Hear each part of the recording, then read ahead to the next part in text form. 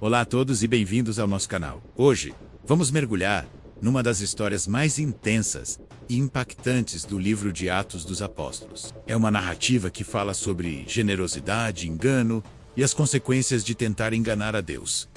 Vamos falar sobre Ananias e Safira. Para entender completamente esta história, precisamos primeiro de visualizar o cenário. Estamos em Jerusalém, logo após o Pentecostes. O Espírito Santo desceu sobre os discípulos e a igreja primitiva está a nascer. É um tempo de fervor espiritual sem precedentes. Milhares de pessoas estão a converter-se e uma comunidade extraordinária está a formar-se. Uma das características mais marcantes desta comunidade era a sua unidade e generosidade. Diz o livro de Atos que não havia necessitados entre eles, porque todos os que possuíam terras ou casas vendiam-nas, traziam o valor da venda e depositavam-no aos pés dos apóstolos. E esse dinheiro era então distribuído a cada um, de acordo com a sua necessidade. Imaginem esta cena. Um grupo de pessoas unidas por uma fé tão profunda que o conceito de propriedade privada se tornou secundário. O mais importante era cuidar uns dos outros. Havia uma alegria genuína em partilhar. Não era uma obrigação imposta, mas uma resposta voluntária e cheia de amor ao Evangelho. Personagens como Barnabé, por exemplo, são destacados por venderem um campo que possuíam e entregarem todo o dinheiro aos apóstolos. Este era o ambiente, um movimento de generosidade radical, impulsionado pelo Espírito Santo. É neste contexto de total transparência e entrega que surgem Ananias e a sua esposa, Safira. Eles também faziam parte desta comunidade. E vendo o exemplo dos outros, decidiram vender uma propriedade. Até aqui, tudo bem. A decisão de vender e doar era totalmente voluntária. Ninguém era obrigado a dar nada. No entanto, o problema não estava na venda, mas na intenção que se formou nos seus corações. Ananias e Safira conversaram, e em segredo, tomaram uma decisão. Eles ficariam com uma parte do dinheiro da venda para si mesmos, mas diriam aos apóstolos e a toda a comunidade que estavam a entregar o valor total. Eles queriam receber o reconhecimento e os aplausos que os outros, como Barnabé, recebiam pela sua generosidade, mas não estavam dispostos a pagar o preço total. Eles queriam a reputação de serem santos e generosos, mas com um coração dividido. Era um plano baseado na mentira, concebido para enganar a comunidade e, em última análise, a Deus. Chega então o momento de Ananias ir perante os apóstolos. Ele aproxima-se de Pedro, provavelmente com um ar solene e devoto, e deposita o dinheiro aos seus pés. Ele apresenta sua oferta como se fosse o valor completo da venda da propriedade. Ele está a representar um papel, a projetar uma imagem de sacrifício total que não correspondia à realidade. Mas algo extraordinário acontece. Pedro, cheio do Espírito Santo, recebe um discernimento divino. Ele olha para Ananias e não vê apenas o homem à sua frente, mas vê diretamente a mentira no seu coração.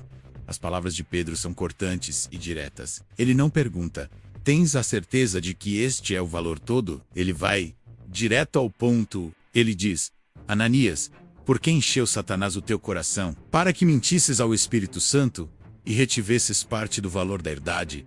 Reparem bem a quem Ananias mentiu. Pedro não diz: "Mentiste a mim", ou "mentiste aos apóstolos". Ele diz: "Mentiste ao Espírito Santo". Pedro explica que a propriedade era dele. Mesmo depois de vendida, o dinheiro era dele. Ele tinha total liberdade para decidir o que fazer com ele. Podia ter dado tudo, dado metade ou não ter dado nada. O pecado não foi reter parte do dinheiro. O pecado foi a hipocrisia. A mentira deliberada para parecer mais espiritual do que era. Foi uma tentativa de enganar o próprio Deus, que habita na sua igreja. Ao ouvir estas palavras, Ananias não tem tempo para responder, para se desculpar ou para se arrepender. O julgamento é imediato e severo. Ele cai no chão e morre instantaneamente. O texto diz que um grande temor se apoderou de todos os que ouviram o que aconteceu. Alguns jovens levantaram-se, envolveram o corpo de Ananias num lençol, levaram-no para fora e sepultaram-no. A atmosfera de alegria e comunhão na igreja foi subitamente atravessada por um sentimento de temor e reverência. A história continua. Passaram-se cerca de 3 horas. Safira, a esposa de Ananias, chega ao local. Ela não sabe de nada do que aconteceu ao seu marido. Ela provavelmente veio para receber também os elogios pela suposta generosidade do casal. Pedro, dando-lhe uma oportunidade de dizer a verdade, pergunta-lhe diretamente: "Diz-me, vendestes portanto aquele campo?" Ele refere-se ao valor que Ananias tinha apresentado. Esta era sua oportunidade. Ela podia ter confessado a verdade, mas em vez disso, ela insiste na mentira que tinha combinado com o seu marido. Ela responde: sim.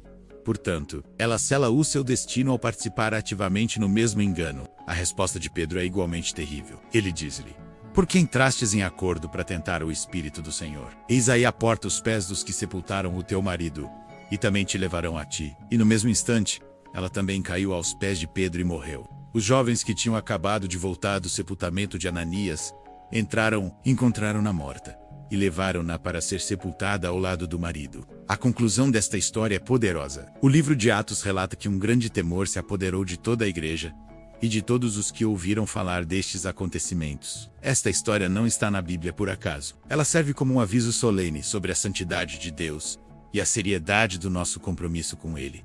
Deus não pode ser enganado. Ele conhece as intenções mais profundas do nosso coração. A história de Ananias e Safira ensina-nos que a hipocrisia e a mentira dentro da comunidade de fé são venenosas. Deus estava a estabelecer um padrão para a sua igreja desde o início.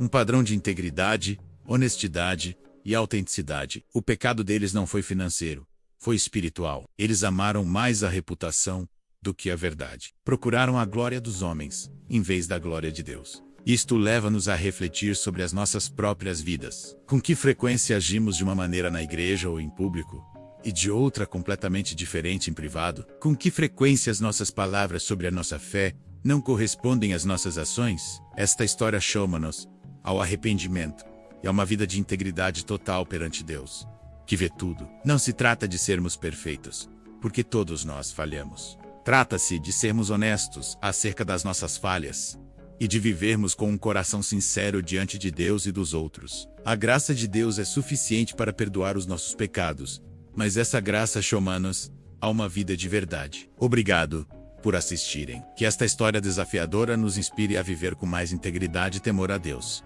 Se este vídeo falou consigo, deixe o seu like, partilhe com alguém e subscreva o canal para mais reflexões como esta. Até a próxima.